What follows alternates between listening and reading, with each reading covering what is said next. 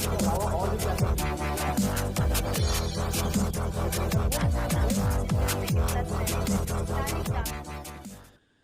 Good evening. इस class में हम बात करने वाले हैं जेएसएससी और ओपीएससी में जो करंट अफेयर्स वाला सेक्शन है उसमें से हम लोगों ने जून का पहले वाला जो सेशन है उसमें हम लोगों ने लगभग 15 क्वेश्चन हमने किया था। तो आज के इस क्लास में हम जून के जो बाकी बचे हुए जून मंथ 2023 का जो बाकी बचा हुआ मोस्ट इंपॉर्टेंट थिंग्स हैं उनको जो है हम यहाँ पे डिस्कस करने वाले हैं। तो इसमें लगभग 10-15 क्वेश्चन जो है हम करेंगे जो कि इंपॉर्टेंट है अगर हम जून के मंथ के बात करें तो। ठीक है, क्या क्या चीजें हैं जो याद रखने वाली चीजें हैं उसको हम डिस्कस करेंगे। तो चलो स्टार्ट करते हैं। पहला क्वेश्चन है यहाँ पर, which state has announced to give a monthly pension to all Padma awardees of state. तो हमारे पास यहाँ पे 4 ऑप्शन हैं, राजस्थान, केरला, उड़ीसा और हरियाणा। तो इसमें से कौन सा स्टेट है जिसने जिन लोगों को भी उस स्टेट के पद्मश्री, पद्म विभूषण, पद्म भूषण इस तरह से अवार्ड मिला हुआ है। तो पद्मश्री अवार्ड या पद्म भूषण या पद्म विभूषण मिलने वाले जितने भी अवार्डीज हैं उनको हर महीने जो है पेंशन देने का स्कीम जो है लॉन्च किया है। ठीक है, तो ये स्टेट है हरियाणा जो कि ऑप्शन डी में है।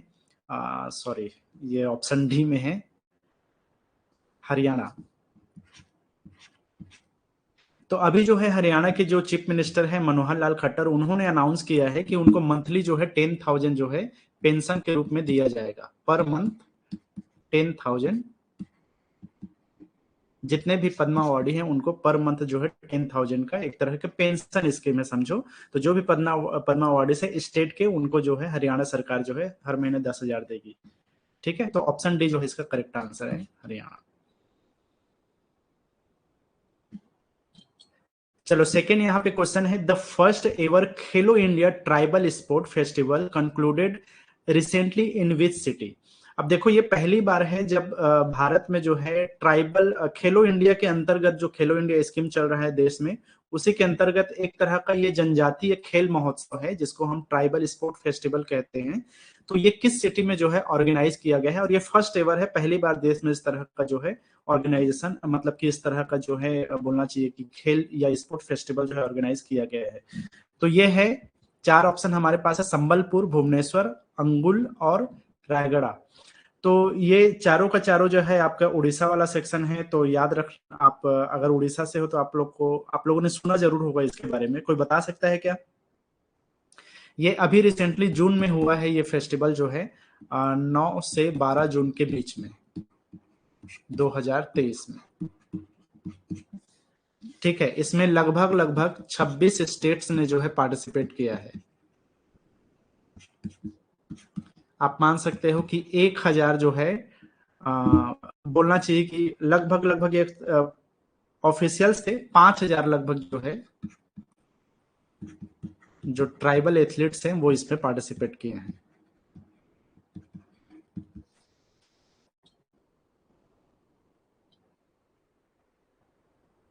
ठीक है, तो खैर अब इसमें बात करने वाली बात यह है कि अभी इसको जो वो किया है KIIT, तो इसने जो है होस्ट किया KIIT ने, जो कि उड़ीसा में जो है एक इंस्टीट्यूट है समझो, कलिंगा इंस्टीट्यूट बोला जाता है इसको। तो उसके द्वारा जो है इसको ऑर्गेनाइज किया गया या उसके द्वारा जो है इसको होस्ट किया गया। तो उड़ीसा गवर्नमेंट और यूनियन मिनिस्ट्री ऑफ कल्चर, इन दोनों का जो है ज्वाइंट एक तरह का बोलना चाहिए कि ये वो है स्पोर्ट फेस्टिवल है जिसमें KIIT ने जो है इसको एक तरह से होस्ट किया है। ठीक है, तो ये है आपका भुवनेश्वर। तो भुवनेश्वर में जो है ये ऑर्गेनाइजेशन हुआ, ये और एक तरह का ये फेस्टिवल जो है कंक्लूड हुआ है। ठीक है,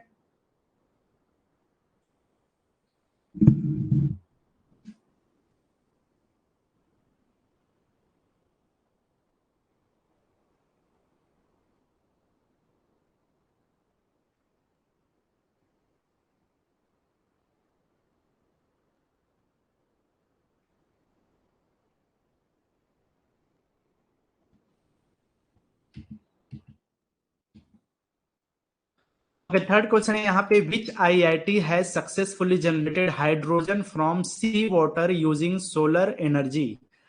अब देखो सोलर एनर्जी को यूज करके जो है सी वाटर से हाइड्रोजन जो है जनरेट करने का ये जो है एक तरह से बोलना चाहिए एक तरीका सक्सेसफुली किस आईआईटी ने जो है इसको वो जनरेट किया, किस आईआईटी ने ये किया। तो हमारे पास चार ऑप्शन है, आईआईटी दिल्ली, कानपुर, मुंबई और मद्रास। तो ऑप्शन डी जो है मद्रास यहाँ पे करेक्ट आंसर है। आईआईटी मद्रास ने जो है अभी रिसेंटली जो है सी वाटर से जो है हाइड्रोजन को जनरेट करने का काम किया है सोलर एनर्जी को यूज करते हुए। तो ये एक तरह से बोलना चाहिए कि इनक्रेडिबल वर्क में आता है। और इसका ये एक तरह से देखा जाए हाइड्रोजन सी वाटर से या किसी अल्कलाइन वाटर से जो है एक तरह का इलेक्ट्रोलाइजर टेक्नोलॉजी इसको बोला जाता है शायद। तो उसमें जो है एक तरह का कार्बन बेस्ड सपोर्ट मटेरियल को यूज करके, अब ये टेक्निकल चीजें हैं तो उसमें हम नहीं पढ़ते, बस ये याद रखना है कि इस तरह की चीजें पूछता है। तो आईआईटी मद्रास जो है ऐसा करने वाला आईआईटी बना जिसने सी वाटर से हाइड्रोजन को जनरेट किया है और सोलर एनर्जी को यूज करते हुए। तो एक कॉम्प्लिकेटेड मेथड होता है जिसके थ्रू इन्होंने ये चीज किया है। ठीक है।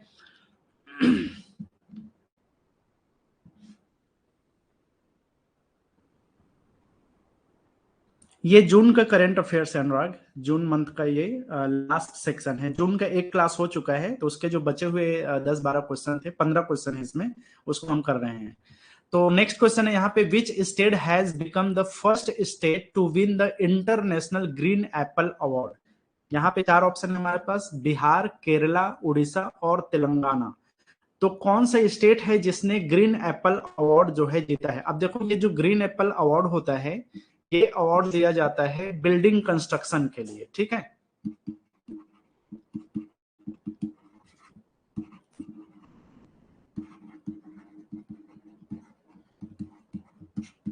तो ऐसा करने वाला जो है पहला स्टेट बना है वो है तेलंगाना। तेलंगाना को यह ऑनर प्राप्त हुआ है कि इसने इंटरनेशनल ग्रीन एप्पल अवार्ड जीता है अपने अलग अलग टाइप के बिल्डिंग्स के लिए। और ये पहली बार है जब भारत के किसी देश को जो है अपने बिल्डिंग स्ट्रक्चर के लिए, बिल्डिंग कंस्ट्रक्शन वर्क के लिए इस तरह का एक प्रेस्टिजियस अवार्ड मिला है। तो तेलंगाना याद रखना है जिसने अपने बिल्डिंग कंस्ट्रक्शन वर्क के लिए green apple award, international green apple award उसने जीता। ठीक है। नेक्स्ट क्वेश्चन यहाँ पे, in which two countries will the Asia Cup 2023 be scheduled in the stadiums. अब देखो पहले जो है एशिया कप पाकिस्तान में कंप्लीटली होने वाला था, भारत ने अपोज किया वहां जाना, उन्होंने कैंसिल किया, जिसकी वजह से जो है अब जो भारत के मैचेस हैं वो पाकिस्तान में नहीं होगा। इसीलिए नया होस्ट कंट्री किसको शामिल किया गया इसमें, श्रीलंका को। तो ऑप्शन सी जो है इसका करेक्ट आंसर है। अब एशिया कप 2023 को जो है अभी जो अगस्त के आई थिंक अभी होने वाला है, मेरे ख्याल से 31 अगस्त को ही ये शुरू होने वाला है। तो अभी श्रीलंका और पाकिस्तान जो है इसको अब एक साथ जो है वो करके जो है ज्वाइंट रूप से जो है इसको होस्ट करेंगे। तो ज्यादातर भारत के जितने मैचेस है वो श्रीलंका में होगा। ठीक है। तो श्रीलंका और Pakistan. Who is the author of the book Rebels Against the Raj, Western Fighters for India's Freedom। ये बुक का नाम है rebel against the Raj, western fighters for the India's freedom. तो इसके जो है राइटर कौन है, पहला ऑप्शन है रामचंद्र गुहा, शशि थरूर, अरुंधति रॉय, सलमान रुश्दी। तो इसके जो राइटर है वो है ऑप्शन ए में एक हिस्टोरियन है रामचंद्र गुहा। तो उन्होंने ये जो बुक है वो लिखा है। और खास बात यह है कि इस बुक ने अभी जो है एक प्राइज जीता है जिसका नाम है एलिजाबेथ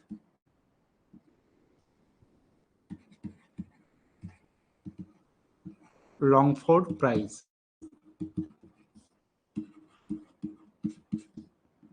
ठीक है। तो ये प्राइज जीता है इस बुक ने, इसके राइटर है रामचंद्र गुहा। ऑप्शन ए जो है इसका करेक्ट आंसर है। तो ये एक तरह से बोलना चाहिए किस कैटेगरी में आता है, ये हिस्टोरिकल बायोग्राफी के कैटेगरी में आता है।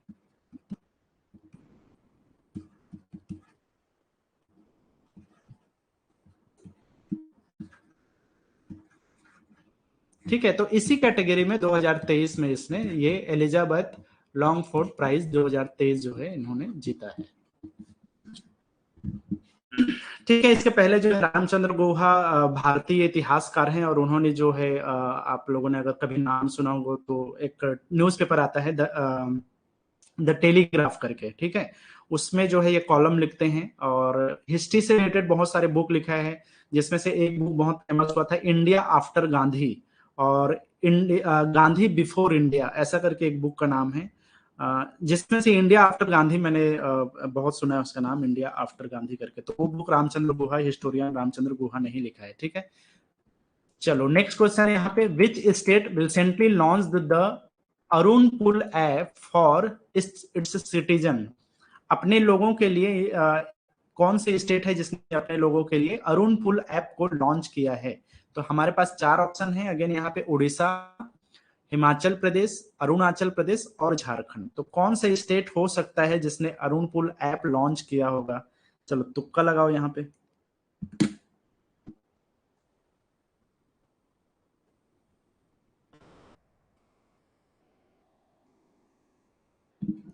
ये जो ऐप है एक्चुअली, ये एक तरह का ऐसा ऐप है जिसका बोलना चाहिए कि ऑब्जेक्टिव क्या है इसका। तो इसका जो ऑब्जेक्टिव है वो है टू इनहांस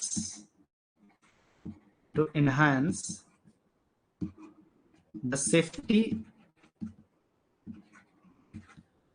एंड सिक्योरिटी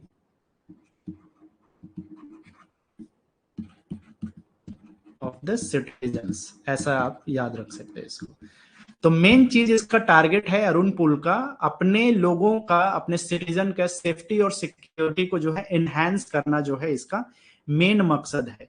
तो इसको ऐसा डिजाइन कर दिया गया है कि ताकि ये प्रोवाइड कर सके ऑनलाइन सर्विस, जैसे अगर कोई लॉजिंग लॉस्ट रिपोर्ट है, या पुलिस क्लियरेंस सर्टिफिकेट पाना है, या मिसिंग रिपोर्ट्स है, या फिर कोई जैसे टेनेंट वेरिफिकेशन है, जैसे किराया वगैरह रखने के लिए, महिलाओं के लिए, चिल्ड्रन के लिए, या एक तरह का वाइटल हेल्पलाइंस जो होते हैं उन नंबर्स को जो है प्रोवाइड करता है।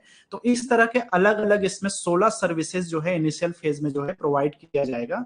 तो किसी भी तरह का सेफ्टी या सिक्योरिटी रीजन से कोई भी चीज का प्रॉब्लम होता है तो इस ऐप के थ्रू जो है एक तरह का कंप्लेंट दर्ज किया जा सकता है। तो ठीक है, क्या हो सकता है इसका? ऑप्शन है आपका अरुणाचल प्रदेश, ऑप्शन सी, वहीं से बना है अरुण पोल ऐप, ठीक है, अरुण पोल ऐप। तो एक तरह का ये ई विजिलेंस पोर्टल कहलाता है इसको, ठीक है।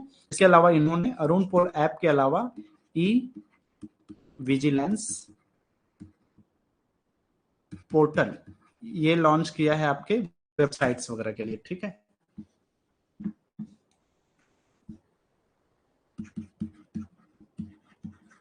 और ये ऐप है अरुण पोल, एक ऐप है, मोबाइल ऐप है। Which state secured the first rank in the best state category at the National Water Awards? पहला ऑप्शन है मध्य प्रदेश, उत्तर प्रदेश, हिमाचल प्रदेश और अरुणाचल प्रदेश। कौन सा राज्य है जिसने बेस्ट स्टेट कैटेगरी में, जो कि आपका नेशनल वाटर अवार्ड्स जो है हर साल जो है अब राष्ट्रपति, महामहिम राष्ट्रपति द्वारा या उपराष्ट्रपति के द्वारा जो है ये दिया जाता है। तो बेस्ट स्टेट कैटेगरी में कौन से राज्य ने जो है ये अवार्ड जीता है? तो आपको याद रखना है इसका ऑप्शन, अरे यार, ये है इसका आंसर है मध्य प्रदेश।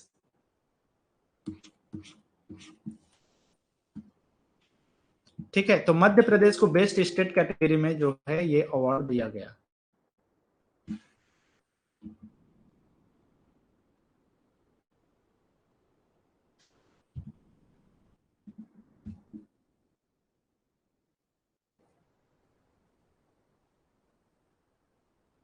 ठीक है, एक्चुअल में जो है ये वाटर जो अवार्ड होता है, नेशनल वाटर अवार्ड, ये बेसिकली जो है अलग अलग कैटेगरी में दिया जाता है, जिसमें से एक कैटेगरी होता है बेस्ट स्टेट, सबसे सर्वोत्तम राज्य कौन है जिसने वाटर मैनेजमेंट के लिए बेस्ट काम किया है। तो ये बेसिकली जो है इसका टारगेट क्या होता है या इसका इंकरेजमेंट होता है, मतलब कि क्यों ये अवार्ड दिया जाता है?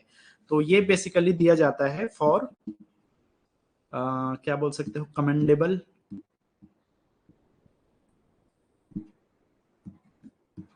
एफर्ट्स इन वाटर मैनेजमेंट, ऐसा करके याद रख सकते हो, इन वाटर मैनेजमेंट।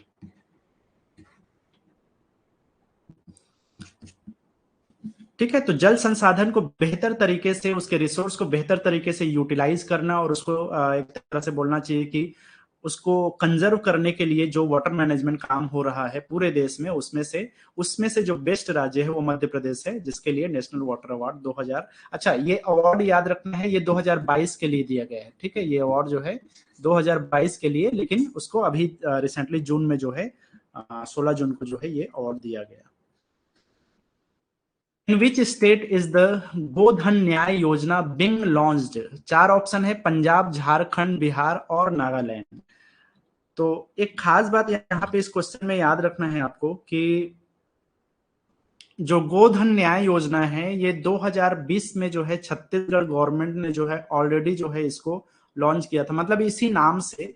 अब ये नाम ही सेम है, हालांकि इसका जो टारगेट है वो लगभग सेम ही है। तो छत्तीसगढ़ ने इसको लॉन्च किया था 21 जुलाई 2020 को, तब से चल रहा है। और इस योजना का एक थोड़ा सा बोलना चाहिए कि पूरे देश में चर्चा रहा है जब से ये लॉन्च हुआ है। तो गोधन न्याय योजना, जिसमें छत्तीसगढ़ गवर्नमेंट ने गोबर को खरीदने का भी काम किया 2 रुपए किलो में, और ऐसे बहुत सारे जो है इसके रिलेटेड जो है छोटी छोटी जो है तरीके अपनाए गए, स्पेशली जो है रूरल एरिया में, और उस एरिया को जो है डेवलप करने के लिए, गायों को प्रोटेक्ट करने के लिए, और उससे जो है लोगों को, जो भी केटल प्रोड्यूसर्स हैं उनको जो है फाइनेंशियली बेनिफिट पहुंचाने के लिए ये चीज किया गया है, और साथ ही साथ ऑर्गेनिक फार्मिंग वगैरह को बढ़ावा देने के लिए। लेकिन अभी रिसेंटली जो है आप बोल सकते हो कि ये अब 12 जून के आसपास में है, जब झारखंड गवर्नमेंट ने भी इस तरह का इसी नाम से एक गोधन न्याय योजना जो है लॉन्च किया है। ये है 12 जून को 2023 को। ठीक है, तो वहां झारखंड के एग्रीकल्चर मिनिस्टर हैं बादल पत्रलेख, तो उन्होंने जो है इसको लॉन्च किया।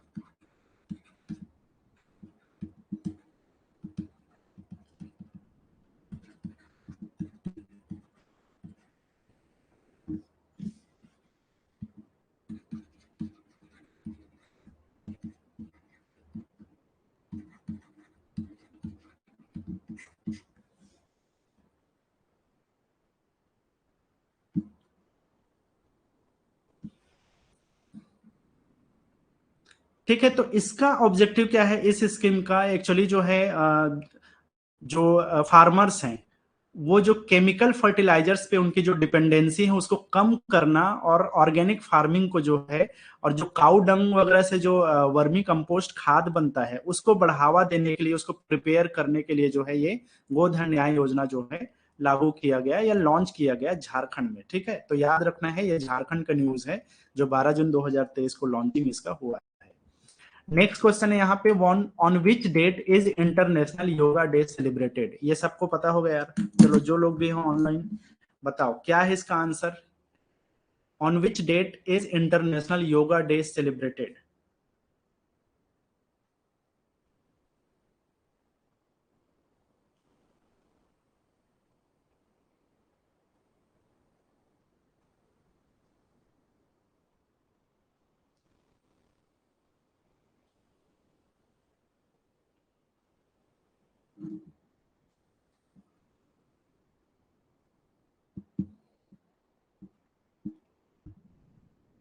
चलो और कोई?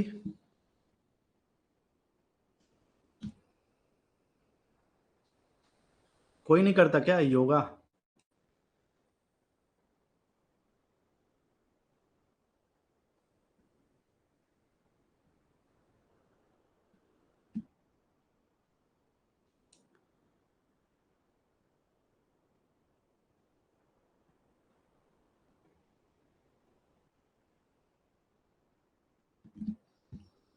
चलो ठीक है, 12 सॉरी बी जो है 21 जून को जो है इसको मनाया जाता है हर साल।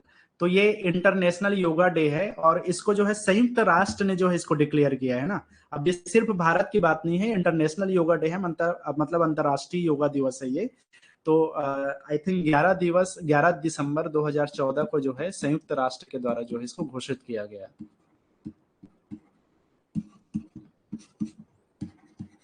यूनाइटेड नेशन के द्वारा जो है इसको इंटरनेशनल योगा डे घोषित किया गया 21 जून को। ये इस साल का जो 2023 वाला जो योगा दिवस है या इंटरनेशनल योगा दिवस है, ये जो है आपका 9th नंबर का था, मतलब कि आप याद रख सकते हो इसको 9th नंबर, 9वें नंबर का, क्योंकि 2015 में पहली बार जो है इसको सेलिब्रेट किया गया था। और क्या खास बात है यार इसमें? अच्छा, इसी दिन जो है आप ये बोल सकते हो कि longest day of the year होता है 21 जून, है ना इस दिन। साल का सबसे लंबा दिन होता है इसी दिन।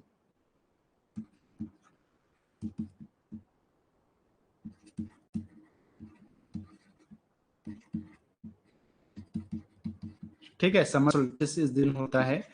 इसके अलावा इस बार जो है थीम है, मे बी उससे क्वेश्चन आ जाए, तो आपको याद रखना है कि इस बार का जो योगा दिवस का जो थीम था वो था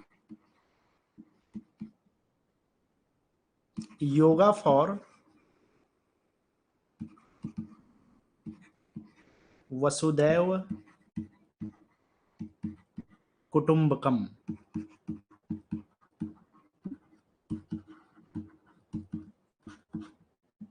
ठीक है, 2023 के लिए इस बार का जो है एक तरह से बोलना चाहिए कि योगा फॉर वसुधैव कुटुंबकम, one earth one family and one future बोला गया इस बार। वन अर्थ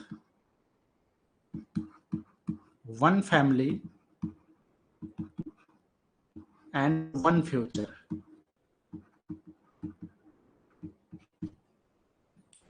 एक और इस बार जो है Guinness book of world record में जो है 1 लाख से ज्यादा लोगों ने एक साथ जो है वो किया, योगा किया था। उसका भी एक क्वेश्चन मेरे ख्याल से आगे है, तो वो देख लेंगे बाद में।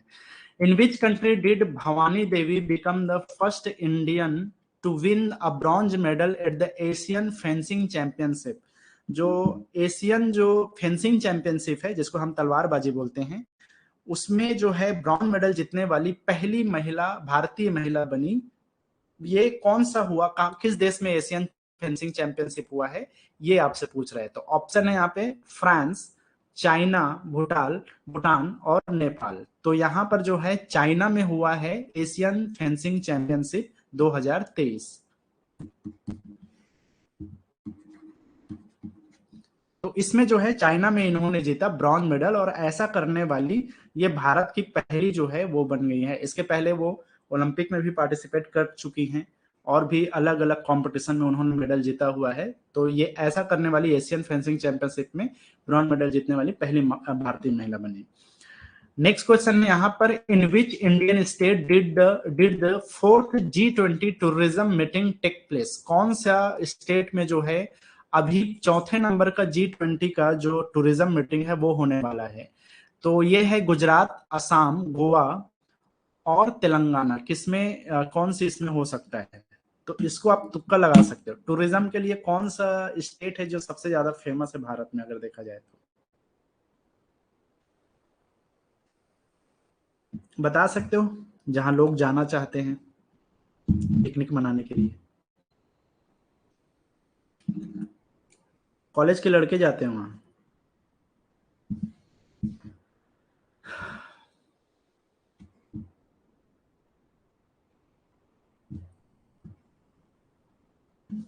चलो, आंसर है इसका गोवा। तो गोवा में होने वाला है इस बार का जो फोर्थ नंबर का G20 टूरिज्म मीटिंग है वो होगा। ठीक है, तो ये जो है फोर्थ नंबर का है। और ये बोलना चाहिए कि वर्किंग ग्रुप मीटिंग जो होता है ना, देखो इस बार क्या है कि G20 भारत में होने वाला है, इसका जो समिट है वो, तो उसके लिए अलग अलग जो वर्किंग ग्रुप मीटिंग्स होते हैं, तो वो टूरिज्म के लिए हो गया, एजुकेशन के लिए हो गया, इस तरह के अलग अलग वर्किंग ग्रुप होता है। तो टूरिज्म वाला जो वर्किंग ग्रुप मीटिंग होगा वो गोवा में होने वाला है भारत के। ठीक है, तो ऑप्शन से इसका करेक्ट आंसर है। नेक्स्ट क्वेश्चन है, which state does the Abadha scheme belongs to? Haryana, Orissa, Bihar और झारखंड। सुना है ये नाम, अबाधा स्कीम? अभी जो है एक स्टेट के कैबिनेट ने जो है लगभग 1,000 करोड़ इंक्रीज करने की बात की है इस अबाधा स्कीम में। कौन सा स्टेट है वो?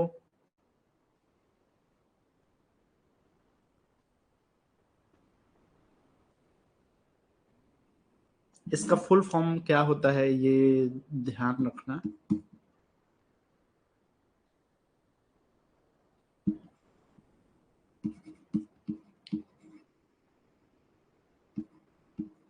एगमेंटेशन basic A for amenities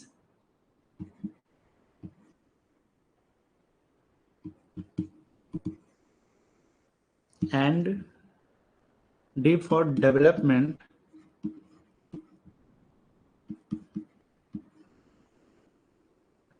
H का है ऑफ हेरिटेज,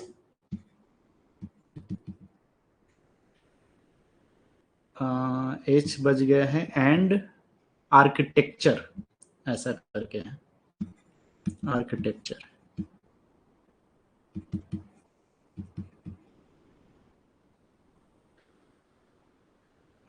लास्ट में आप 8 पुरी, अब तो समझ में आ गया होगा कौन से स्टेट है ये। ऑप्शन बी है उड़ीसा। तो उड़ीसा में जो पुरी है, जहां पुरी जगन्नाथ टेम्पल है, लॉर्ड जगन्नाथ का टेम्पल है, उसके लिए जो है ये शुरू हुआ था। और एक तरह से आप बोल सकते हो कि वहां पर जो हेरिटेज है उसको बढ़ावा देने के लिए, उसको जो टूरिज्म है उसको बढ़ावा देने के लिए एक तरह का डेवलपमेंट को या बेसिक इंफ्रास्ट्रक्चर को पुरी के क्षेत्र में जो है डेवलप करने के लिए फोकस करता है ये जो स्कीम है वो, ठीक है। तो उस एरिया में जो है वर्ल्ड वाइड अट्रैक्शन को बढ़ाने के लिए जो है बेसिक वहां का इम्यूनिटीज है, बेसिक वहां का डेवलपमेंट है, उसके लिए जो है ये स्कीम लाया गया था, जिसको अबाधा स्कीम कहते हैं। तो ये भगवान जगन्नाथ के मंदिर का जो पुरी में स्थित है उसके डेवलपमेंट के लिए है, एक तरह से आप ऐसा याद रख सकते हो इसको, ठीक है। तो इसके लिए अभी 1000 रुपीज का जो है इंक्रीमेंट किया है गवर्नमेंट ने, कैबिनेट जो है उसने अप्रूव किया है 1000 करोड़,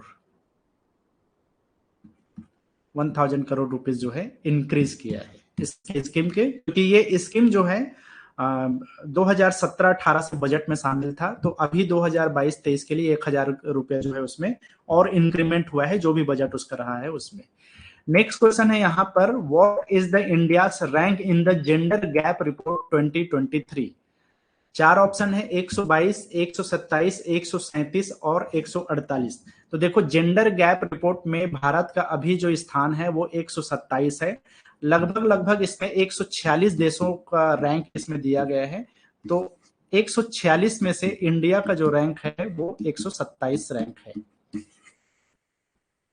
ठीक है। इसके पहले जब ये 2022 में जब इसको रिलीज किया गया था तो उस टाइम में भारत का जो स्थान था वो आई थिंक 137 के आसपास था। तो उससे अगर हम देखें तो बेहतर स्थिति में है, 137 से जो है भारत अब बोलना चाहिए कि 135 था शायद। पिछले बार 2022 में जो है भारत 135 था और इस बार 2023 में जो है 127 है। तो बेहतर पोजीशन में पहुंचा है अगर देखा जाए तो। एक्चुअल में ये जेंडर गैप होता क्या है कि अगर हम किसी भी कंडीशन की बात करें या किसी भी स्थिति की बात करें, चाहे एजुकेशन की बात करें या फिर आर्थिक स्थिति की बात करें या हेल्थ की बात करें, अगर उनके पार्टिसिपेशन इन पॉलिटिक्स की बात करें, कोई भी एक क्राइटेरिया अगर हम पकड़ के लेते हैं तो उसमें पुरुषों की क्या वहां पे भूमिका रही है और महिलाओं की क्या स्थिति रही है, तो वो जो गैप रहता है उसी गैप को हम यहाँ पे जेंडर गैप रिपोर्ट के हिसाब से हम समझ सकते हैं। तो इसमें 4 बेस चीज माना जाता है, फाइनेंशियल कंडीशन, एजुकेशन में उनके क्या समानताएं हैं, हेल्थ में उनकी क्या वो है और पॉलिटिक्स में उनका क्या कंडीशन है। उन सब चीजों को मिला करके ये रिपोर्ट जारी किया जाता है। तो भारत की स्थिति अभी 127वां नंबर पे 146 में से। तो पिछले वर्ष की तुलना में बेहतर हुआ है, लेकिन अभी बहुत टाइम लगेगा भारत को टॉप कंट्रीज में आने में। एक आइसलैंड करके जो छोटा सा कंट्री है, शायद उसने टॉप किया है इस कैटेगरी में, अगर हम इसके बात करें तो वो पहले रैंक पे रही है, ठीक है।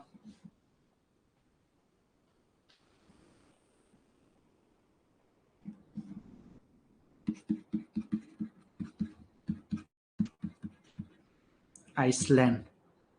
इसके बाद में अगर हम बात करें तो एक नॉर्वे करके जो देश है वो सेकंड रैंक रहा है। फिनलैंड है जो कि थर्ड रैंक में रहा है। तो इनकी स्थिति जो है बेहतर है अगर हम जेंडर इक्वलिटी या जेंडर गैप रिपोर्ट में अगर देखें तो, भारत की तुलना में या दूसरे देशों की तुलना में। चलो नेक्स्ट हम बात करें तो which Indian city hold the Guinness world record for the largest number of people gathering for a yoga session at the state level. राज्य स्तर पे जो है कौन सा ऐसा सिटी है जिसने योगा सेशन, जो अभी 90वें नंबर का इंटरनेशनल योगा दिवस हुआ उस दिन जो है सबसे हाईएस्ट नंबर ऑफ पीपल का गैदरिंग हुआ। तो यहाँ पे 4 ऑप्शन है, पुणे, हैदराबाद, चेन्नई और सूरत।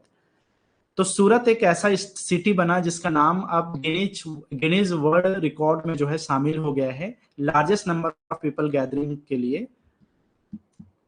ये भी मिसप्लेस हुआ है। तो सूरत को याद रखना है, सूरत में जो है लगभग 1 लाख लोग शामिल हुए थे यहाँ के इंटरनेशनल योगा दिवस के दिन।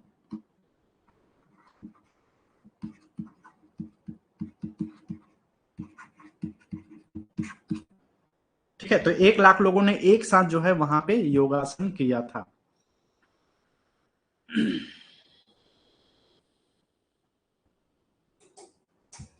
नेक्स्ट है, ये लास्ट क्वेश्चन था क्या? चलो बचा है।